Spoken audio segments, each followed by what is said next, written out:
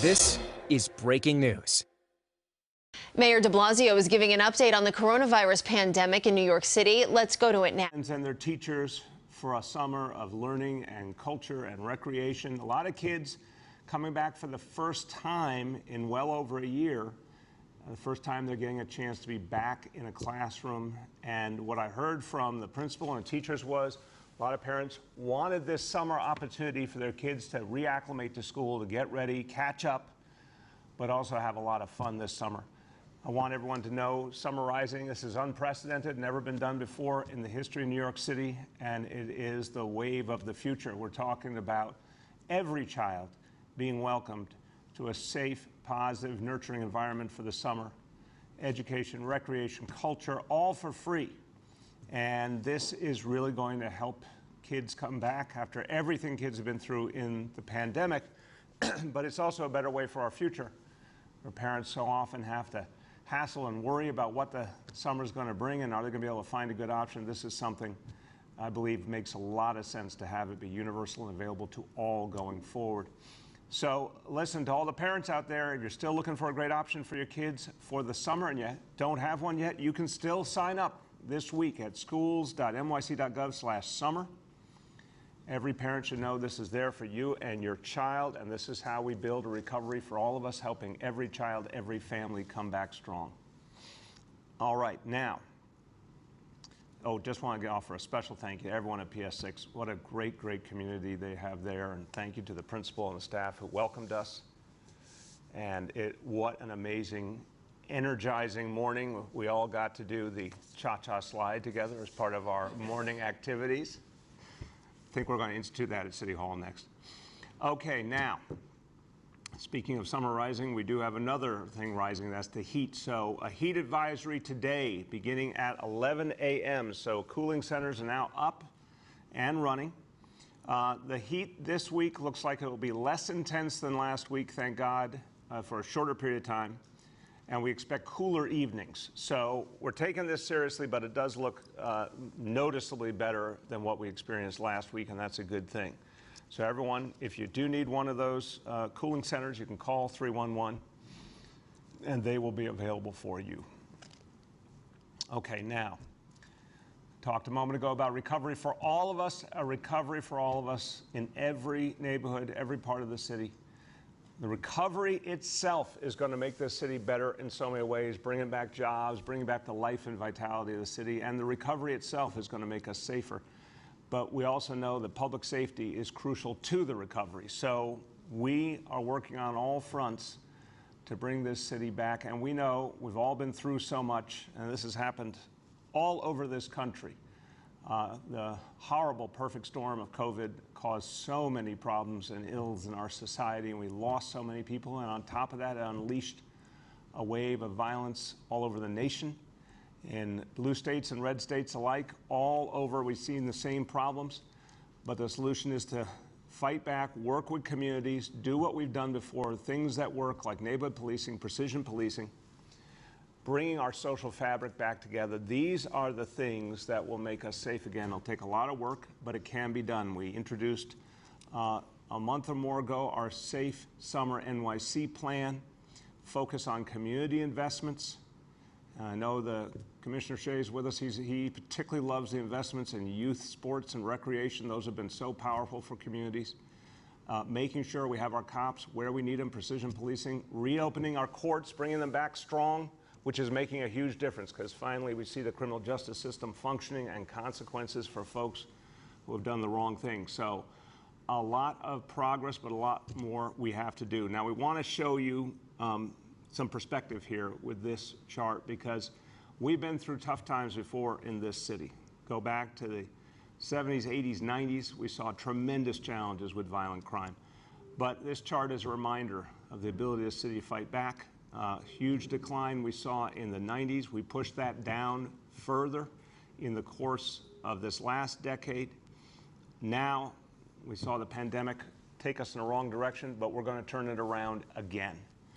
Today we're going to talk about what we saw in the month of June and very important indicators in the month of June when it comes to what's happened on our streets.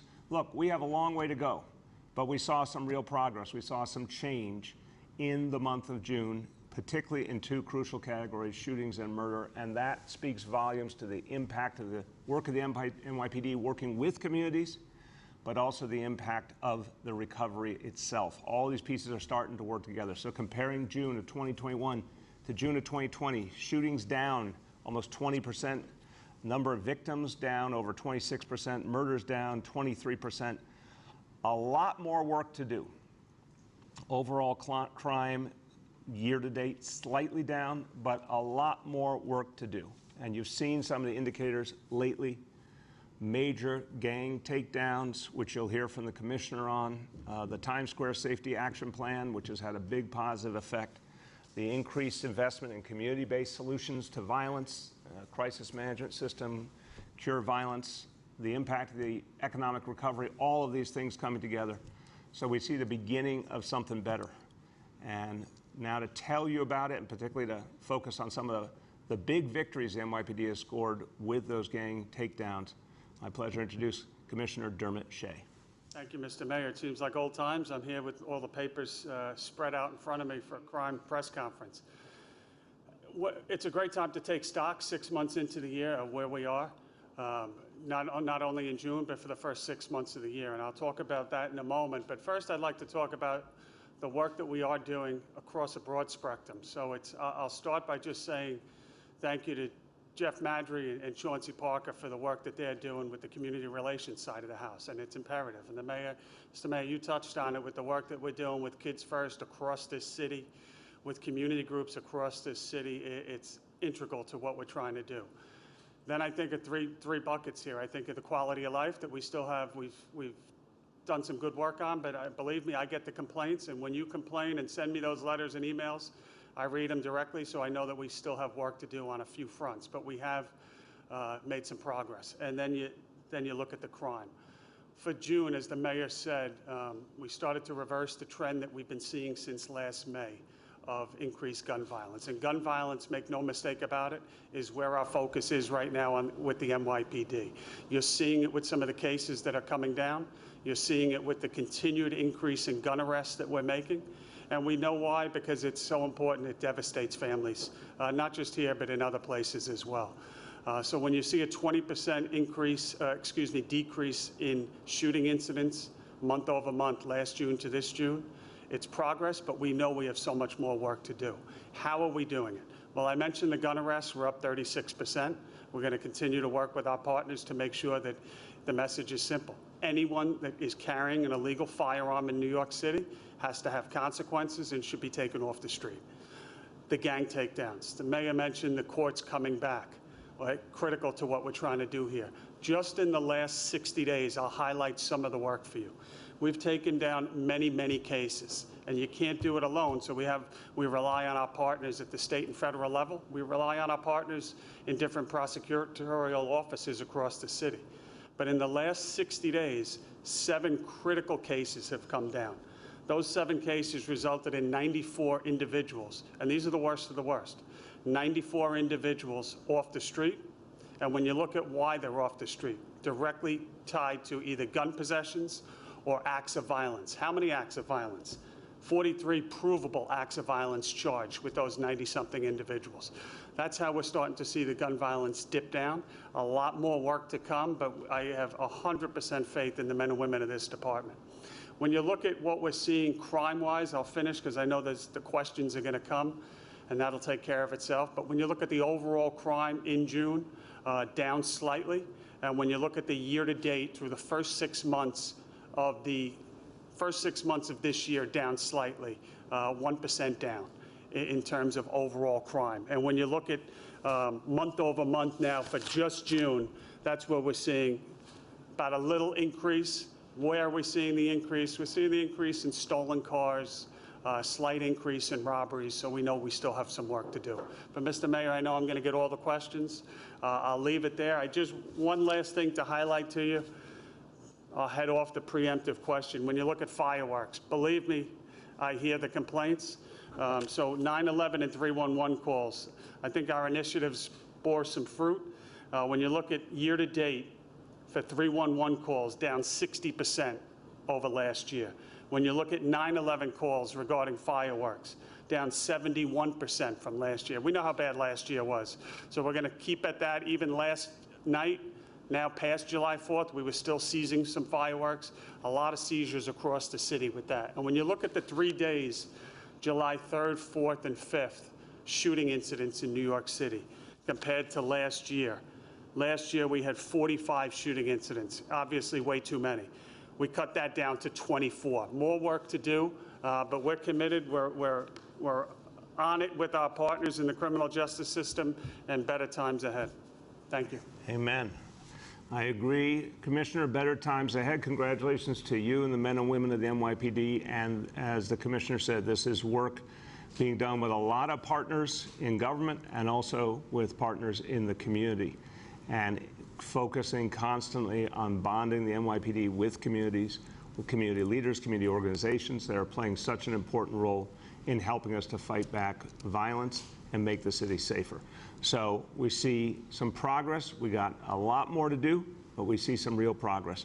As someone who's been there every step of the way, helping to make sure that there are those community-based solutions to violence and making sure that we make major investments in them.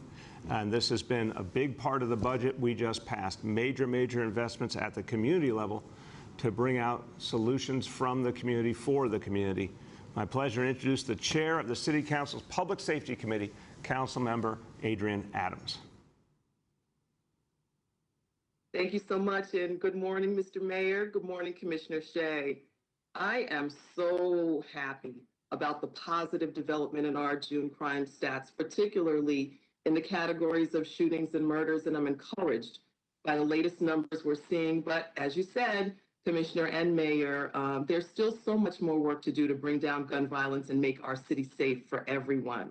Communities like mine in Southeast Queens have always been aware of what summers can bring to our neighborhoods. And last summer was particularly horrifying for our residents and neighbors due to the amount of violence that we saw on our streets. So that's why I was encouraged when you announced the Safe Summer NYC plan in April to end gun violence and invest in our neighborhoods.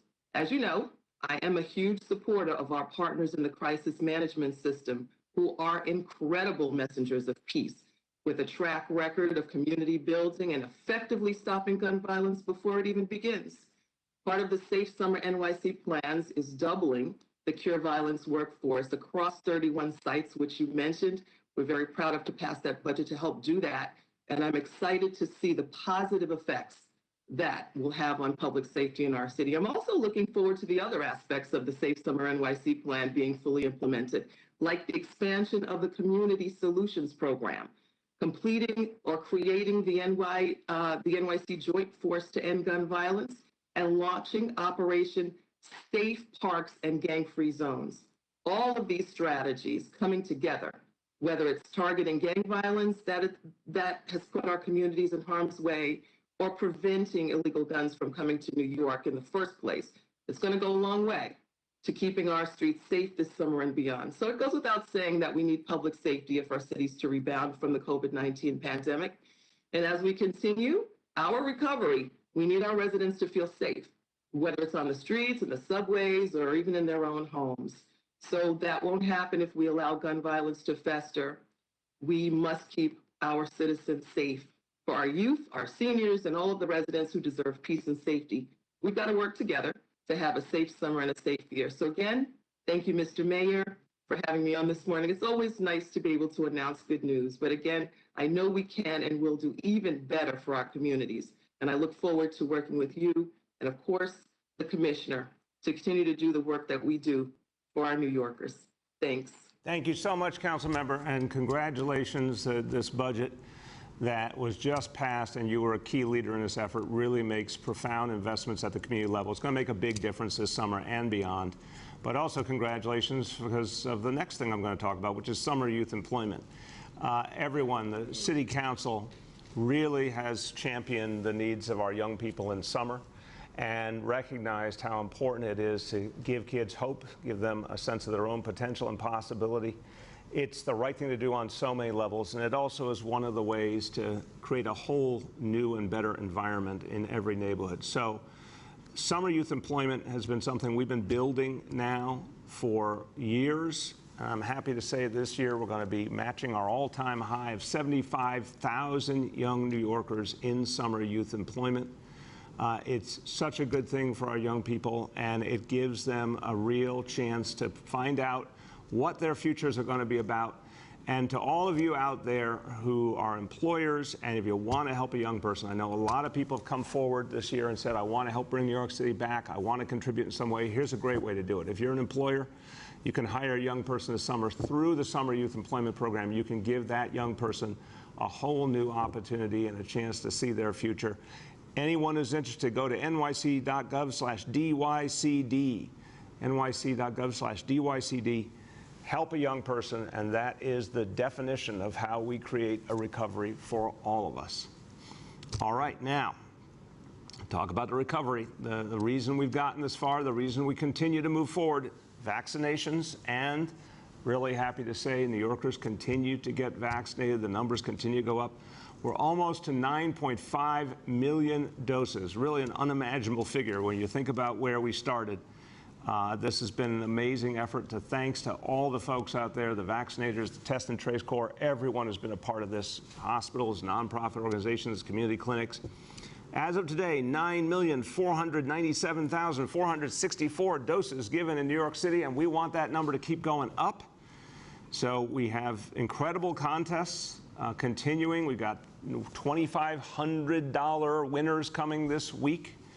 We've got the new community-based referral effort for community organizations, the referral bonus, so they can bring money back into their own communities while helping people get vaccinated. And in-home vaccination. Anyone who needs vaccination brought right to their doorstep. We're doing that now, and it works. All of these steps are going to take us forward. Now, we've got a lot to appreciate, because we're well underway in our recovery. We've got a lot to celebrate, and we've got a lot of people to celebrate. So tomorrow, major, major celebration of our hometown heroes, the healthcare heroes, who a year ago and more saw us through this crisis in the toughest of times. They deserve all the praise we can give them, and they deserve a march down the Canyon of Heroes, because it's something that is reserved for the greatest folks in history. Well, here are some of the folks who made history in New York City's toughest hour.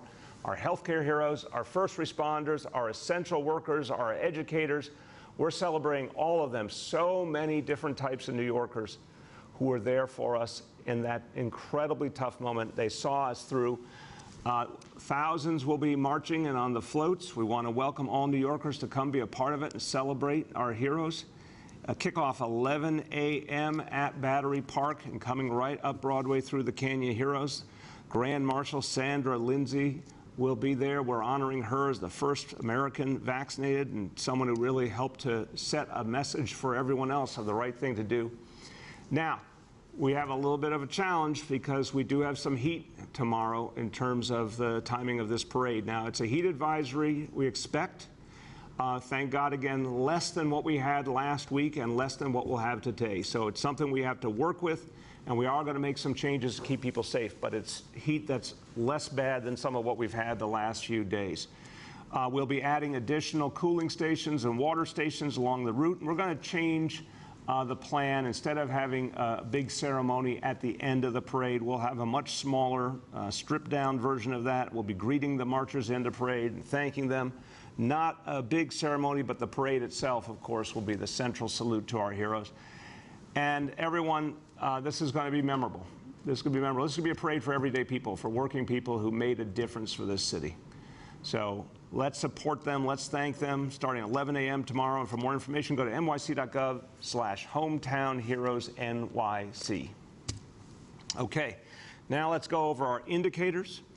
As I start, I want to remind everyone we're seeing some interesting facts here. Continually, the best information is the low level of hospitalization and the decline in the hospitalization rate. But we are seeing some different percentages in large measure because the school testing has changed, and that was one of the biggest elements of testing we had for months and months, and obviously incredibly low positivity in our schools. So you will see a higher positivity number, But we feel, based on all the information, all the data, all the science, that we're still well within the range that we need to be in. And again, particularly good news on the hospitalization side. So here are today's indicators. Number one, daily number of people admitted to New York City hospitals for suspected COVID-19. Today's report, 58 patients. Confirmed positivity, 13.56%. Hospitalization rate per 100,000, 0.31. Number two, new reported cases on a 7-day average. Today's report, 191 cases. And number three, percentage of people testing positive citywide for COVID-19. Today's report on a 7-day rolling average, 0.89%. Okay, now I want to say a few words in Spanish going back to the progress that's been made in fighting crime. Again, a lot more to do, but this is something to appreciate and celebrate. La ciudad de Nueva York está luchando contra la violencia que hemos visto en todo el país. Comparado con junio del año pasado, los tiroteos, las víctimas de tiroteos y los asesinatos bajaron mucho en junio de este año. Todavía tenemos más trabajo que hacer, pero yo sé que podemos hacerlo juntos. With that, let's turn to our colleagues in the media, and please let me know the name and outlet of each journalist. Good morning. We will now begin our Q&A. As a reminder, we are joined by Police Commissioner Dermot Shea, Chancellor Misha Ross Porter, Dan Gross, Executive Director of Citywide Events, Valerie Mulligan, Deputy Commissioner of DYCD, Emergency Management Commissioner John Scrivani, Health Commissioner Dr. Dave Choksi, and Dr. Mitch Katz, President and CEO of New York City Health and Hospitals. Our first question for today goes to Andrew Siff from WNBC. Andrew. Everyone on the call, hope you can hear me. Can you hear me, Andrew? How are you? Yes, can you hear me? Yeah, how you doing, man? Good. I wanted to ask, with regard to the parade, and forgive me if I missed this, do you have a crowd estimate or expectation? I know that in some ticker tape parades in the past, there have been upwards of 1 million people along the route. Is this a much more small-scale event in terms of public attendance? Yeah, look, I think it's going to be a healthy attendance, but I don't think it's necessarily going to be those traditional huge attendance. There are a variety of reasons. And obviously, a lot of people are not yet back at work at those buildings along Broadway. But I think you're going to see a lot of folks come out to support their fellow New Yorkers. And the important thing was, we said this last year, you know, as soon as we could reopen the city, the first thing we had to do was honor the folks who got us here. And I think it's going to be a beautiful celebration. Go ahead, Andrew. Choice voting. Your assessment after the first night results were reported was in line with what a lot of political experts said, which was as long as the first place leader had a margin of 5 or higher or 8 or higher, the ranked choice tabulations typically and historically didn't really matter that much. Well, then we saw the results last week, and obviously that's not the case anymore here. Regardless of what happens later today and later this week with the results, what did you and some of the other experts not see in this case? Look, first of all, for a lot of us, we're getting used to this. And I do think it's important, Andrew, to say I expect that most of July will transpire before we are 100% settled here with all the various elements of the process and the certification, and if there's any legal actions, things like that. We'll know, you know, I believe at some point in July, once and for all, finally, who the Democratic nominee is. But I think we're getting used to this approach, and it's had some pros and cons, but, you know, one of the things that we're going to find out when we actually see everything, including the absentee ballots and all, we'll get a sense of who the winner was, and we'll get a sense, obviously, of what the voting patterns were. I want to see, did people use their ballots to the fullest? This is the question for me. The ballots being fully utilized, numbers 1 to 5, really empowering voters versus, you know, the concern I've had all along that maybe a substantial number of voters would only put their first place choice and not do anything more and waste their vote. So we need to get that whole analysis to understand fully what happened here and what we need to do about it for the future. Our next question goes to Juliet from 1010 Wins. Hey, good morning, Mr. Mayor, and everybody on the call. So I did want to follow up on the election. Were you disappointed with the turnout in this election, given that this was a mayoral election and election for major New York City posts? No, not at all, Juliet. I mean, look, turnout was strong under all the circumstances we're talking about here. We're coming off of COVID, June primary instead of September, ranked choice voting, everything in the mix there. I think turnout was strong. I would love to see it keep going up because obviously 2020 was stunning turnout, and I'd love to see that become the norm. But I think it's hard to fully assess given all the aberrant realities. So no, I'd say strong under the circumstances. I want to see us do better going forward. Go ahead. Okay, and this is both for you and for Commissioner Shea.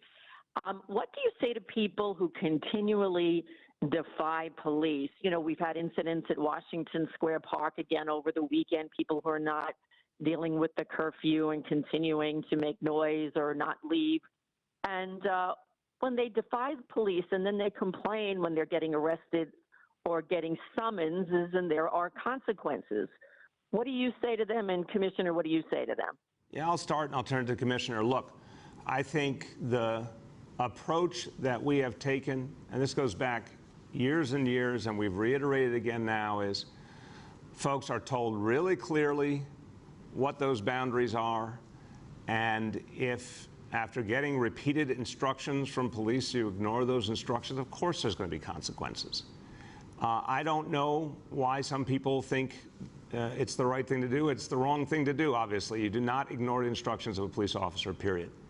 But I want to say, Juliet, it's very, very few people. It's a city of 8.5 million people, the vast, vast majority of whom are law-abiding and want to work with the police. The number of people you're talking about at this point is really infinitesimal, and we should keep that in perspective. Go ahead, Commissioner. Yeah, Julia, I think there's a range when you look at some of these situations we're seeing. You try to handle it, you know, through dialogue. Maybe it escalates to a summons being issued. So there's a range of ways that it can be handled. And then, you know, the summonses in many ways, that should have consequences. Somebody should have to answer to that and pay that summons, whatever it is. But I want to be clear. What we saw again this weekend was a small number of people actually putting their hands on cops or spitting on a cop. And now we're into a different reality in my view. And I think somebody should go to jail. And I'm going to continue to say that to, in this case, the Manhattan DA or whatever borough it comes up in. There should be stiff consequences, or it is a very slippery slope in incidents like that.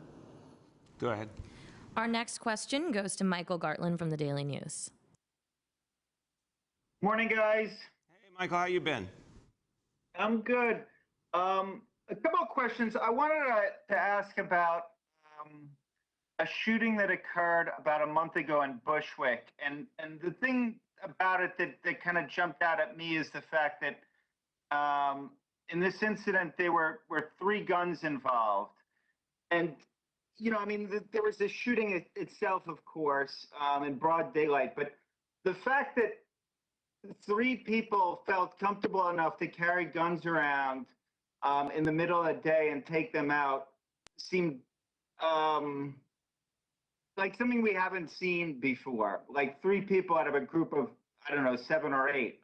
And I was wondering if Commissioner Shea could comment on the fact that it seems like these 3 people felt that emboldened to do that, and talk about, you know, I mean, what the deterrence for that should be. I mean, is there enough deterrent to prevent people from feeling comfortable enough carrying guns around in the middle of the day and letting them off in the middle of the day? Yeah, Michael, let me start and turn to the Commissioner. I appreciate the question. I know it's earnest. I'm always a little amazed when people say things we haven't seen before in New York City. I and many New Yorkers have seen many things like that for a long time in this city. It's not something that just started in this new reality. It's unacceptable. We won't stop until it's resolved. But we went through hell this last year. We went through a perfect storm that brought out some things. But I also want to say, unfortunately, we have seen things like this in the past, and the answer is always to fight them back. That's why that chart you saw earlier, Michael, reminding us of what we went through decades ago and how we overcame it. NYPD and communities together, things like CompStat, things like precision policing and neighborhood policing. And we will do it again here. I agree with you that there always has to be a sense of consequence. And I think the increased number of gun arrests, the fact that the court system is now functioning better, you see the gang takedowns, you see more and more people who have committed violent crimes going to prison. We need more of that to continue to show people consequences, but I really do believe it has begun in earnest now. Go ahead, Commissioner. Yeah, Michael, thank you for the question. I mean, obviously, this is a topic I've spoken about many times. This chart here details gun arrests in New York City. It goes back 23 years. As far back as this chart exists, we've seen more gun arrests in June for the last 23 years, and my belief is it goes even further. For the first 6 months of this year, we've made more gun arrests than at least the last 23 years. So to your point, we are seeing more guns on the street. We've made tactical assignments of personnel, whether it's upstaffing at the end of last year into the beginning of this year, our gun violence suppression division. That's how you see these cases come down, targeting the worst of the worst. We also have, obviously, officers out in the right spots, deployed intelligently, operating constitutionally, and making on body camera arrest after arrest after arrest of individuals with illegal firearms. This will change when you start to see consequences. I was at Nathan's this past weekend, as was the mayor. I'm still scarred for life, watching 76 hot dogs be eaten. But you had a large crowd of people, and we have not figured out how to do trials or speed the trials up or move that process along quicker over the last 18 months. The Mets beat up on the Yankees this week at Yankee Stadium, and we had a packed house. We need to move the courts quicker, particularly, and send a message regarding individuals that carry guns.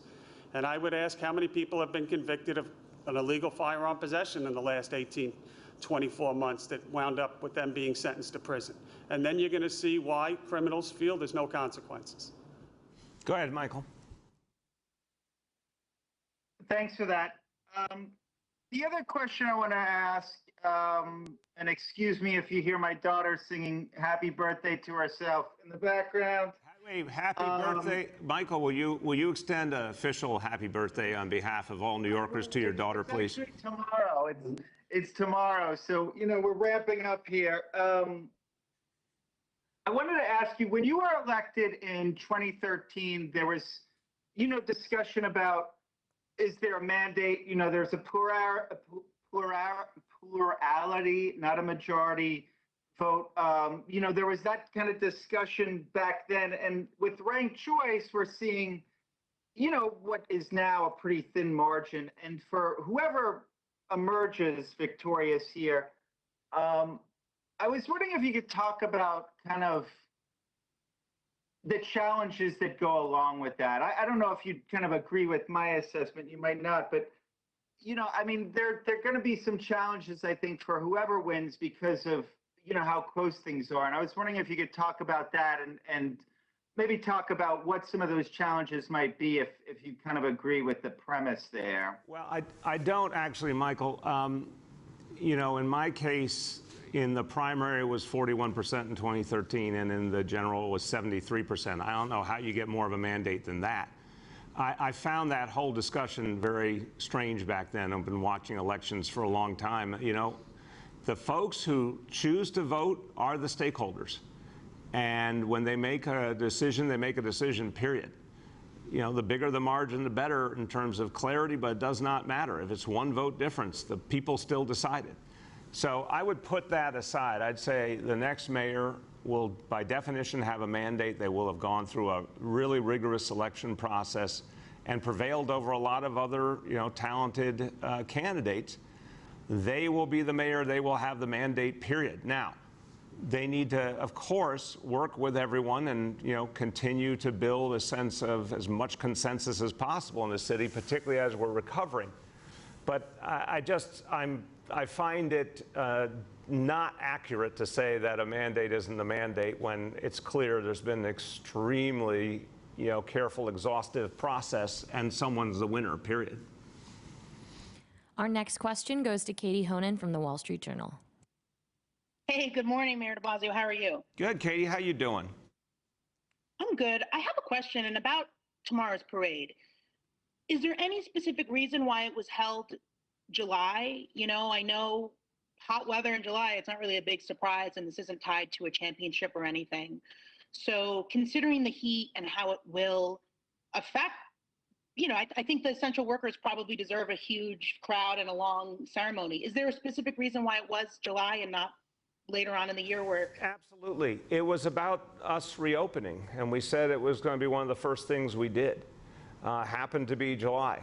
But in the end, I think it is the right thing to do to honor these heroes, the first available opportunity. Look, yeah, it's summer, it's hot, but as the commissioner just said, Yankee Stadium was full this weekend, et cetera. The people are coming out to events. We really need to honor the people who saw us through, and I think they're going to have a great reception, and it's going to be a historic moment any way you slice it. Go ahead, Katie. Thanks. And my second question is, speaking of the heat, I had read a story, I believe in the Post and a few other places wrote about what's seen as a lifeguard shortage at city beaches. Fewer, I think a couple hundred fewer than they usually have. And then even what's been popular or what's been seemingly every year in Rockaway Beach, where there seems to be different staffed guards at various beaches. Perhaps it's issues with the union. I just wanted to get your take on if there is a lifeguard shortage and if there's a concern, because the beaches have been particularly busy. No, the beaches are safe. There's a national lifeguard shortage. That's a true statement. New York City's done better than most parts of the country, and we have the lifeguards we need for the essential work, which is keeping the beaches and pools safe and having coverage during the hours when they're formally open. We didn't get to do some of the extra programming we would normally do, but we definitely had the core we needed. In fact, we're adding more lifeguards as each week progresses, as people get trained and they come on duty. So, no, very comfortable that they're safe, and we're going to keep hiring people now and build up for the future. Our next question goes to Kristen from the Staten Island Advance.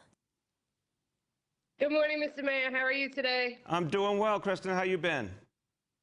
I'm okay. Little rough day today, not gonna lie. First day back from vacation, so. You're loud, Kristen. You're loud. Sorry about that. So I have two questions about cooling centers.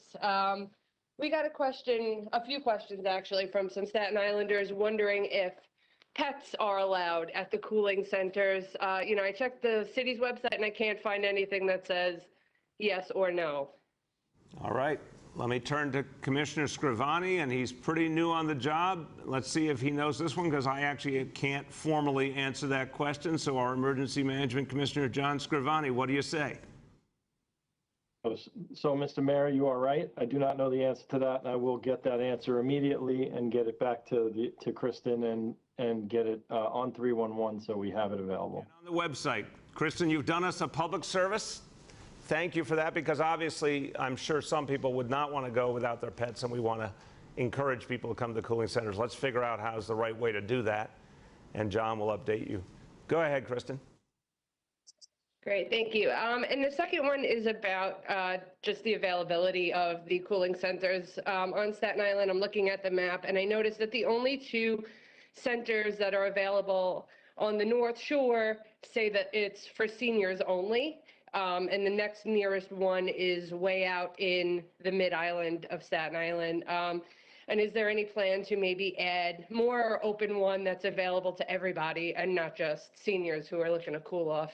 Yeah, I'll turn to John, but just say that's a very fair question. I mean, obviously, our particular concern is for seniors. There's been, real vulnerability there. That's what we're trying to address first and foremost. But we want to make sure everyone is accommodated. And we will have more centers coming online as library branches are opening up, senior centers opening up, more opportunities for folks. So that's going to keep building. John, you want to speak to the build out and how we're going to be able to accommodate folks who are not seniors? Yes, sir. Yeah, as the mayor mentioned, we are adding centers every day. We were adding additional last night as the partners came online. There are libraries that folks can go to that are open to everyone, and I believe all the libraries will be coming online very soon. There are also parks locations. I'm not exactly sure of where the Staten Island one is. I will find out, and we will get that information. But we are trying very hard. You know, there are still some locations that have not come online that were used in the past. We were using some schools, and we had to cut that back a little bit for this week because the schools are open to the mayor's announcement earlier to the students. But we are trying hard to get as many locations online as possible. Thank you. Go ahead. Our next question goes to Alex Zimmerman from Chalkbeat. Hi, Mr. Mayor. How are you? Good. How you been? Been doing all right. So I just had a couple questions here about summarizing. The first one is just we've been hearing from some summer school sites that they didn't get like complete rosters of which students are enrolled until the last minute, and therefore like didn't have enough staff to accommodate all of the students who are arriving today. We were at one Manhattan site where students are being directed to sit in an auditorium for the day. It also sounds like some community organizations are being asked to accommodate more students than they were contracted for in some cases. And so I'm just wondering like what's being done to staff up the program right now and deal with those situations, and how many more additional staff are needed. Yeah, Alex, I'll turn to Chancellor Porter, but let me just say at the outset, look, the underlying reality here is a good thing that a lot of parents, a lot of kids wanted this opportunity. We're over 200,000 now participating in Summer Rising. That really is important because a lot of these kids would not have had another option, and a lot of these kids are kids who I said earlier, you know, coming back for the first time to a school setting in over a year. We definitely saw a surge of interest. We had to make some additional staffing additions to be able to keep up with that. That's a good thing again. But I'm very confident the resources are there, the staffing's there. May take a few days to all sort out in a few schools, but overwhelmingly, I think we've got what we need. Go ahead, Chancellor. Yeah, I would agree. You know, we kept the applications open because we wanted to make sure that we could accommodate every family that wanted to be a part of this really important moment in our road back to school. And we have been working all weekend to make sure we are staffed up at all of our sites. Like the mayor said, there may be a couple of spots that we are still finalizing as we add additional seats, but the goal is to accommodate every family, and we're excited about what we're doing. Thank you. Go ahead, Alex. Another question just about the planning of Summer Rising. It seems like there were a couple of pretty significant decisions about the program that were made sort of at the last minute here. The chancellor sent an email to principals last week that were sort of directing schools to expect to enroll sort of everyone off the wait list who had, you know, expressed interest in a specific site. There was also a last-minute decision to reimburse car services for students with disabilities in those in temporary housing that was made right before the program launched. I'm just wondering why some of those like really significant questions weren't addressed until the week before the program started. I'll turn to the chancellor, but Alex, I'd say a couple things. Again, brand new program. This has never been done before in this city. It's the biggest effort we've ever seen for a summer in this city, and exactly the right time for it. So you're always going to have some things that have to be worked out. We also saw high-level demand and a lot of desire from parents to, you know, be in their home school to the maximum extent possible. So we were really following that demand and making adjustments as we went along. And this is a big endeavor on top of another very big endeavor, which was, you know, ending the school year we were in. So we definitely had to make some adjustments. We definitely had to learn some things to do better based on what parents were telling us. But I feel good that the pieces are coming together now in a way that will work. Go ahead, Chancellor. Yeah, I would agree. mean, we will continue to make this on the ground as needed, but we want to make the best and right decisions at the time that we needed to. I also just want to say the mayor and I were at PS6 this morning, where we were able to welcome families and students who were so excited about getting back and about summarizing. The program they're offering, the academics in the morning, the enrichment activities, the amazing partnership with the CBO. So at the end of the day, that's what this is for. That's what this is about. It's about building a bridge back. And we will continue to make decisions to ensure that we can support every family who wants to participate. Thank you. We have time for 2 more questions today.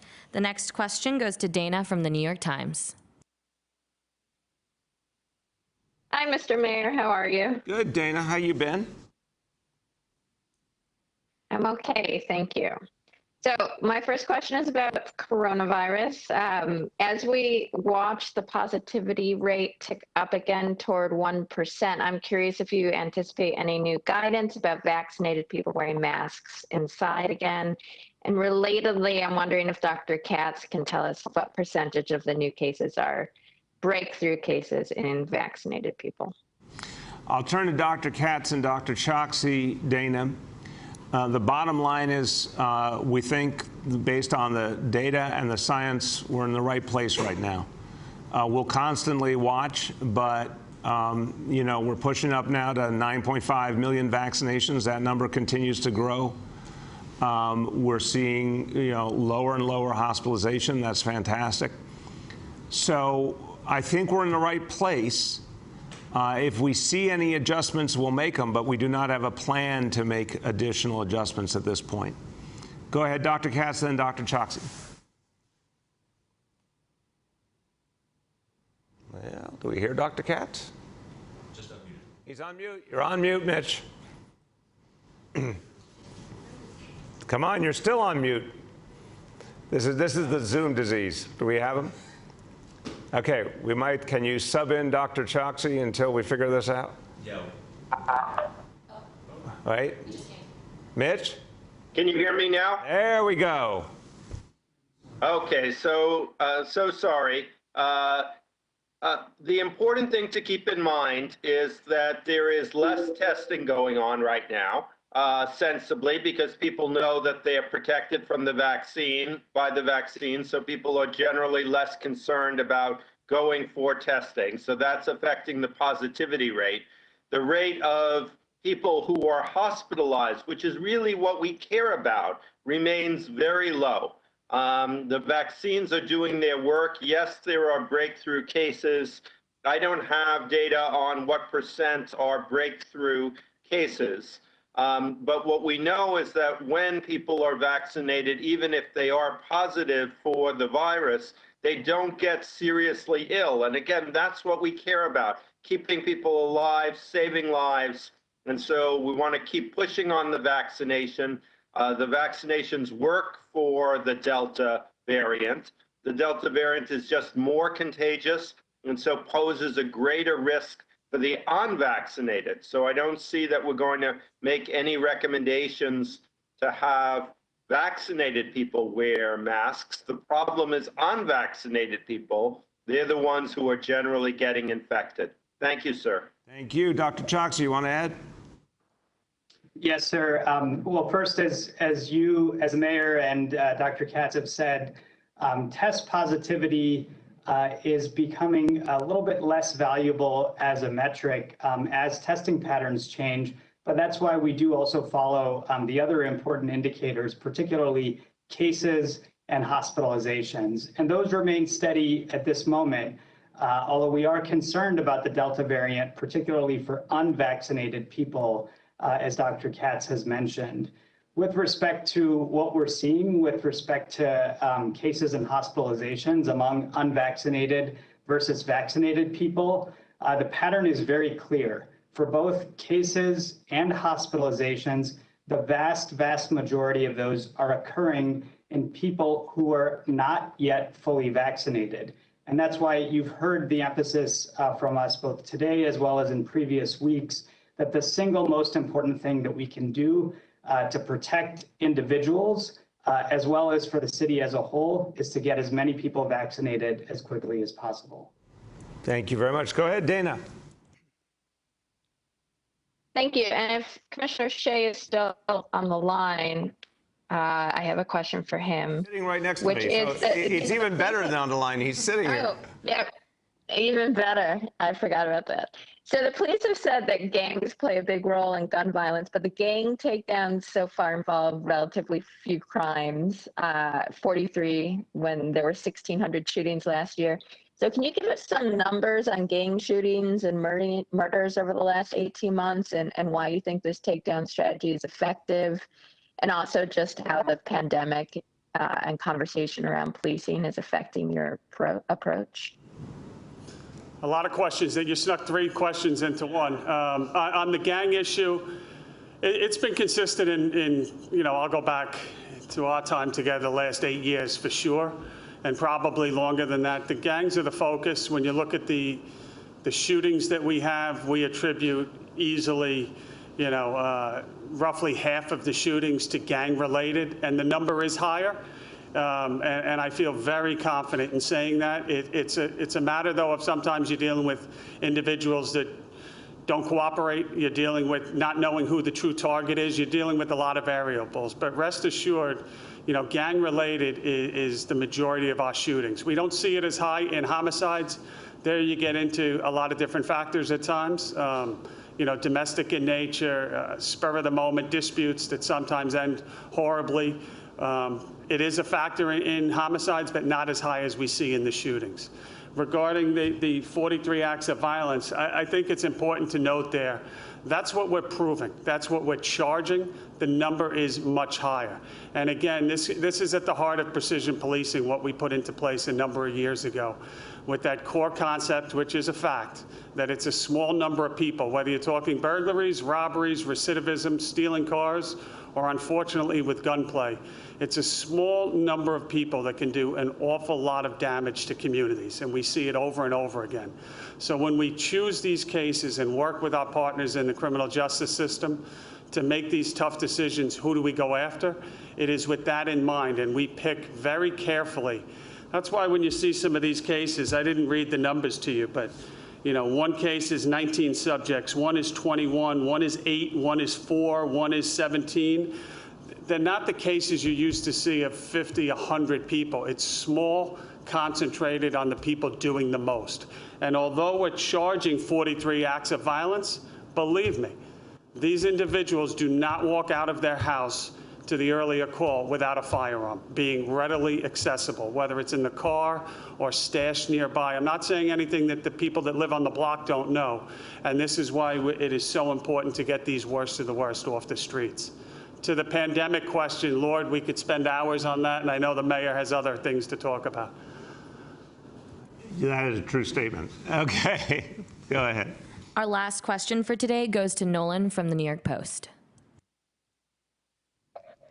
Good morning, everybody. Good morning, Nolan. How you doing? I'm all right, Mr. Mayor. I'm all right. I'd like to start off with a couple of clarification questions, if I might, if you'll indulge me. You've talked about declines in shootings and murders, but you haven't provided the actual numbers. So what was the number of shooting incidents, the number of shooting victims, the number of homicides in this most recently completed month? And secondly, Commissioner, you didn't provide Dana a number. So how many of those shootings that you just discussed had either a confirmed or suspected gang member pulling the trigger? And as Commissioner will go over that briefly, but just confirming this information is all up now publicly, so Commissioner will review it, but for you, Nolan, and everyone else, the details are up publicly. Go ahead. Yeah, I mean, I think we have more transparency than most departments in terms of all our dashboards. All this should be readily available to not just the press, but to the public.